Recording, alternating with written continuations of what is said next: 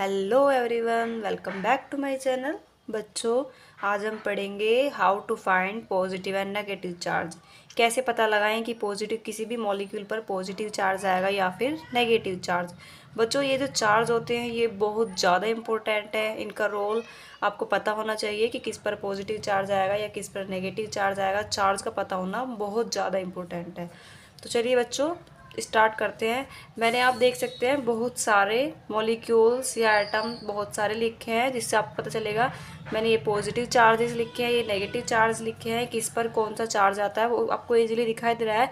लेकिन इससे पहले आप समझ लीजिए कि सिंगल एलिमेंट पर पॉजिटिव या नेगेटिव कब आता है। ठीक है, ध्यान से सुनिए बच्चों। जब भी किसी एटम पर इलेक्ट्रॉन्स की कमी हो, जब भी कोई भी एटम होता है और उस पर इलेक्ट्रॉन की कमी हो तो उसको हम प्लस से दर्शाते हैं। ठीक है बच्चों। और जब भी किसी इलेक्ट्रॉन पर इलेक्ट्रॉन्स की वृद्धि यानी कि गेन हो रहे हो इलेक्ट्रॉन, तो उसको बोलते हैं नेगेटिव चार्ज। उसको नेगेटिव से दिखाते हैं और लेस को दिखाते हैं इलेक्ट्रॉन्स। ठीक है, अब आप देखिए, मैं आपको एक एग्जांपल से दिखा देती हूँ। मान लीजिए मैंने पहला सोडियम ही ले लिया। आप देखिए सोडियम जो होता है उसका एटॉमिक नंबर 11 होता है। ठीक है, तो हम पहले इसका इलेक्ट्रॉनिक विन्यास निकालेंगे। एक तो आप निकाल सकते हो, वो मैंने आपको मैजिक नंबर बताया था 281। ठीक है बच्चों। और दूसरा तरीका है, आप इस तरह निकाल सकते हो 1s2 2s2 2p6। अब आप क्या आएगा 3s1। ठीक है बच्चों। आप ध्यान से देखिए, जो हमारे वैलेंस इलेक्ट्रॉन है उसमें कितनी सेल है। ये हमारी फर्स्ट सेल है, ये दोनों हमारी सेकंड सेल है, ये है हमारी लास्ट सेल। तो आप देखिए कि हमारे पास वैलेंस इलेक्ट्रॉन कितने हैं। एक बात ध्यान रखिए, लास्ट सेल के इलेक्ट्रॉन ही वैलेंस इलेक्ट्रॉन होते हैं, यानी कि संयोजी इलेक्ट्रॉन होते हैं। अगर आपको कोई भी किसी भी एटम में किसी भी तत्व में वैलेंस इलेक्ट्रॉन पूछता है, तो जो लास्ट के इलेक्ट्रॉन होते हैं लास्ट सेल के, जैसे फर्स्ट, ये दोनों सेकंड है, ये थर्ड है। ठीक है, तो जो लास्ट सेल के इलेक्ट्रॉन होते हैं वही होते हैं वैलेंस इलेक्ट्रॉन। आई होप आपको समझ में आ रहा होगा। ठीक है, तो आप देख सकते हैं कि सोडियम के पास जो लास्ट वैलेंस इलेक्ट्रॉन है वो 1 है। अब आप ध्यान रखिए कि कोई भी जो एटम होता है वो हमेशा अपना ऑक्टेंट पूरा करने की कोशिश करता है, यानी कि अपने 8 इलेक्ट्रॉन पूरा करने की कोशिश करता है। वो इलेक्ट्रॉन्स लेकर न्यूट्रल में चाहता है। ठीक है, अब यहाँ पर देखिए सोडियम है, सोडियम के पास वैलेंस इलेक्ट्रॉन कितने हैं 1, यानी कि आप देख सकते हैं कि इसको 7 इलेक्ट्रॉन्स चाहिए। अब कोई भी अपने 7 इलेक्ट्रॉन्स क्यों ही देगा। अगर कोई भी एटम है 4 से ज़्यादा इलेक्ट्रॉन्स कोई नहीं देगा। ठीक है बच्चों। अब यहाँ देखिए सोडियम के पास 1 है, इसको 7 चाहिए, 7 कोई नहीं देता, 4 से ज़्यादा कोई नहीं देता। ठीक है, तो ये क्या करेगा, ये अपना डोनेट कर देगा इसको। वो जो 7 वाला है उसको 1 इलेक्ट्रॉन डोनेट करके खुद पर पॉजिटिव चार्ज लगा लेता है। आई होप आपको समझ में आ रहा होगा, इसलिए यहाँ पर सोडियम पर देख सकते हैं आप पॉजिटिव चार्ज आता है। अब बात करते हैं फ्लोरीन, हेलोजन की ले लेते हैं। मान लीजिए मैंने यहाँ फ्लोरीन ले लिया।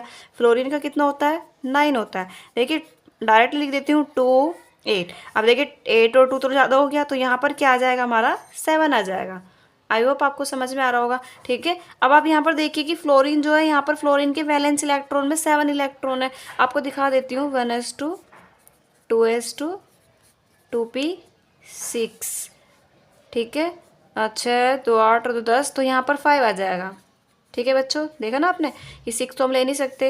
अब आप देखिए 5 और 2, ये सेकंड सेल है, यानी कि ये फर्स्ट सेल है, ये सेकंड सेल है। तो मैंने कहा लास्ट सेल के इलेक्ट्रॉन, तो ये लास्ट सेल में 5 और 2 7, यानी कि जो फ्लोरीन है, फ्लोरीन के पास 7 इलेक्ट्रॉन है और उसको अपना ऑक्टेंट पूरा करने के लिए 1 इलेक्ट्रॉन की और ज़रूरत है। तो क्या वो किसी से 1 इलेक्ट्रॉन ले सकता है? बिल्कुल ले सकता है। मैंने कहा 4 से कम तो वो ले सकता है, दे सकता है, लेकिन 4 से ज़्यादा ना कोई ले सकता है ना कोई दे सकता है। तो यहाँ ये क्या करेगा, ये जो फ्लोरीन है किसी से 1 इलेक्ट्रॉन ले लेगा। तो जब ये किसी से 1 इलेक्ट्रॉन लेगा तो उस पर क्या आता है माइनस चार्ज। देखिए यहाँ पर फ्लोरीन पर माइनस चार्ज लगा हुआ है। आई होप आपको समझ में आ रहा हो। ये तो तत्व की बात थी। अब बात करते हैं बच्चों किसी भी मॉलिक्यूल की। ठीक है, जैसे मैं यहाँ पर ले लेती हूँ 1 सेकेंड। देखिए बच्चों, मैं आपको एक एग्जांपल से समझाने की कोशिश करती हूँ। मान लीजिए मैंने कार्बोनेट आयन लिया। कार्बोनेट आयन आप सभी जानते हैं CO3- होता है। तो हमें कैसे पता चला कि इस पर -2 चार्ज आया है। ठीक है, तो उसके लिए हम क्या करते हैं, आप देखिए आपको पता है कि जो सबसे कम एटम होता है उसको हम बीच में रखते हैं। आप देखते हैं कार्बन की संख्या 1 है जबकि ऑक्सीजन की संख्या 2 है। तो जो कम होता है उसको हम बीच में रखते हैं, सेंटर में रखते हैं। ठीक है, अब ऑक्सीजन हम इसके चारों तरफ रख देंगे। हमने यहाँ चारों तरफ, तीनों तरफ ऑक्सीजन रख दी। ओके, अब आप देख सकते हैं कि अब आप देखिए कार्बन जो होता है उसकी वैलेंसी कितनी होती है। कार्बन की वैलेंसी बच्चों होती है 4। ठीक है, आप निकाल सकते हैं 1s2 2s2 2p2। ठीक है बच्चों, तो आप देख सकते हैं लास्ट सेल के इलेक्ट्रॉन है 2 और 2 4। 4 इलेक्ट्रॉन है, यानी कि 4 इलेक्ट्रॉन जो होगा वो शेयर करेगा। अभी आप यहाँ पर देख सकते हैं कि यहाँ पर सिर्फ 3 इलेक्ट्रॉन, 4 इलेक्ट्रॉन से हमने 4 दे दिए। अब हम ऑक्सीजन की वैलेंसी देखेंगे बच्चों। ऑक्सीजन की वैलेंसी होती है 6, यानी कि हमें 6 इलेक्ट्रॉन लगाने हैं इसके अराउंड। तो ऑक्सीजन के हमने 1 2 3 4 5 6, 1 2 3 4 5 6। एक ये यहाँ पर भी है। ठीक है बच्चों, ये नहीं आएगा। 1 2 3 4 5 और एक ये यहाँ पर है 6, जिसने बॉन्ड बनाया हुआ है, जिसने यहाँ बॉन्ड बनाया हुआ है। ठीक है बच्चों, अब देखिए यहाँ पर 6 इलेक्ट्रॉन है, यहाँ पर 6 इलेक्ट्रॉन है, यहाँ पर 6 इलेक्ट्रॉन है। अब देखिए 6 में 6 के साथ साथ एक इलेक्ट्रॉन शेयर कर रखा है, यानी कि यहाँ पर 7 इलेक्ट्रॉन है। यहाँ पर इसने 6 के साथ एक इलेक्ट्रॉन शेयर कर रखा है, यहाँ पर 7 है। यहाँ पर भी इसने शेयर कर रखा है, यहाँ पर 7 है। अब इन सबको एक एक इलेक्ट्रॉन की ज़रूरत है। ठीक है, और कार्बन को हम, कार्बन के पास 1 2 3 इन्होंने एक एक इलेक्ट्रॉन शेयर कर रखा है, यानी कि ओनली 6 इलेक्ट्रॉन है। इसको 2 इलेक्ट्रॉन की ज़रूरत है। ठीक है बच्चों, तो ये क्या करेगा, ये किसी के साथ भी 1 2 3 सिर्फ 3 ही बॉन्ड है इसके पास, तो ये किसी के साथ भी एक बॉन्ड बना सकता है। किसी भी, मान लीजिए मैंने यहाँ पर इसके साथ में एक बॉन्ड बना दिया। अब आप देख सकते हैं कार्बन की वैलेंसी कंप्लीट हो गई 1 2 3 4, तो कार्बन के 8 इलेक्ट्रॉन कंप्लीट। अगर मैं इस ऑक्सीजन की बात करूँ तो 1 2 3 इसकी, तो ऑक्सीजन इसकी देखो वैलेंसी पूरी हो गई। इसने 6 तो इसको थे, 2 इसने कार्बन के शेयर कर लिए, तो इसके 8 इलेक्ट्रॉन्स पूरे हो गए। लेकिन इनके इलेक्ट्रॉन्स केवल 7 ही 7 बचे हैं, इसलिए यहाँ पर -1 आया, इसलिए वहाँ पर माइनस आया। जो कार्बोनेट पर -2 चार्ज आया, यानी कि -1 एक इस कार्बन का, ऑक्सीजन का है, और एक इस ऑक्सीजन का, तो इसलिए बच्चों SO3 -2 आता है, CO3। ठीक है बच्चों, एक दूसरा एग्जाम्पल समझ लेते हैं। देख लीजिए यहाँ पर SO4 -2 होता है। ठीक है, अब देखिए सल्फर को बीच में रखेंगे। मैंने कहा था कि जो कम वो होता है उसको बीच में रखते हैं।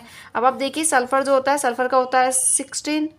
ठीक है, तो 2 8 8 8 2 9 16 17 18, तो यहाँ पर हम 6 कर देंगे। तो आप देख सकते हैं कि जो कार्बन सल्फर की वैलेंसी होती है वो 6 होती है, यानी कि इसको 6 इलेक्ट्रॉन। अब 6 के लिए हम देखो, आप करते हैं तो 1 2 3 4 5 6, यानी कि ये 2 बॉन्ड बनाती है, सिर्फ 2 या 4 बॉन्ड बना सकती है। अब इसने अपने 4 बॉन्ड कंप्लीट कर लिए। अब यहाँ पर ये 6 बॉन्ड शेयर कर सकती है।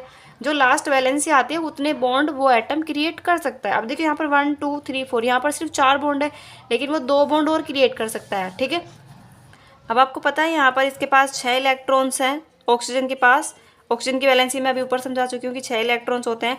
अब देखो इसको 2 इलेक्ट्रॉन्स की चाहिए, इसको भी 2 चाहिए, इसको भी 2 चाहिए, इसको भी 2 चाहिए, और कार्बन को भी 2 चाहिए। ठीक है, तो ये क्या करेगा, सल्फर एक 2 ऑक्सीजन के साथ में 2 बॉन्ड बना लेगा। अब आप देखिए इसके 2 इलेक्ट्रॉन थे वो पूर्ति हो गई, इसके 2 इलेक्ट्रॉन्स की पूर्ति हो गई।